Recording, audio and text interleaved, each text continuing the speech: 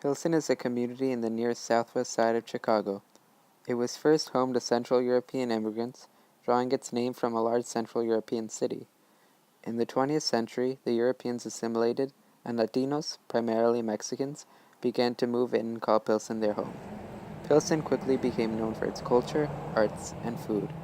Now, as the land is very valuable, developers want to buy the land and have been displacing lower-income people, disrupting the deeply entrenched culture and replacing it with faceless condos.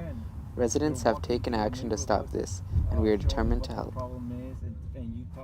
Has a long history as being a working-class neighborhood made up of immigrants. The first groups of immigrants to settle in the area that would become Pilsen were from Germany and Ireland, who came over during the 19th century.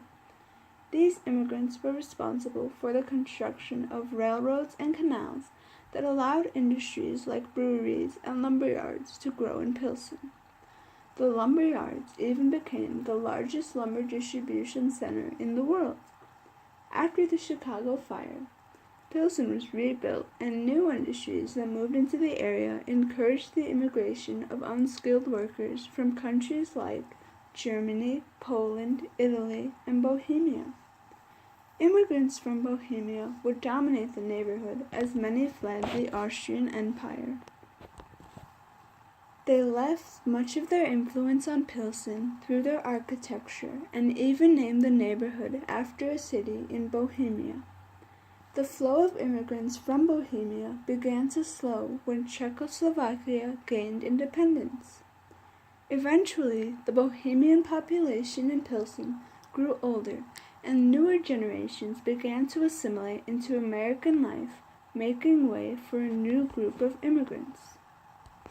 During the mid-1950s, plans by the city for urban renewal were started, but many of these projects were aimed at areas where lower-income people of color lived, which would result in them being displaced.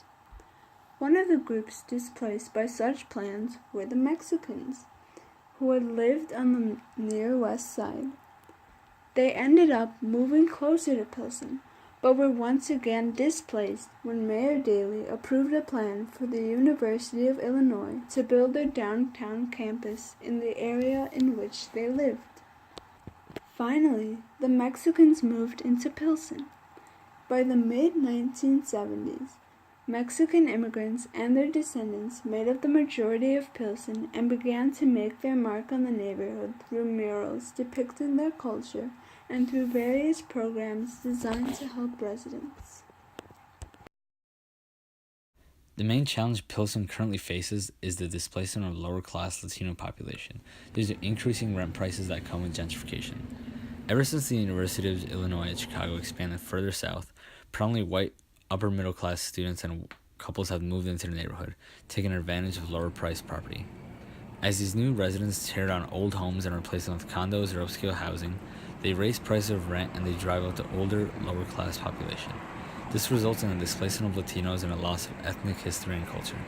On top of this, the city and developers hold secret meetings without community input in a committee known as PLUC, the Pilsen Land Use Committee. Longtime citizens struggle to make their voices heard, while local government turns to the rich developers. For our community service, we found a local non-profit organization called the Pilsen Alliance, who are a social justice group committed to organizing the community to fight back against gentrification, as well as helping with the housing issues having to do with gentrification.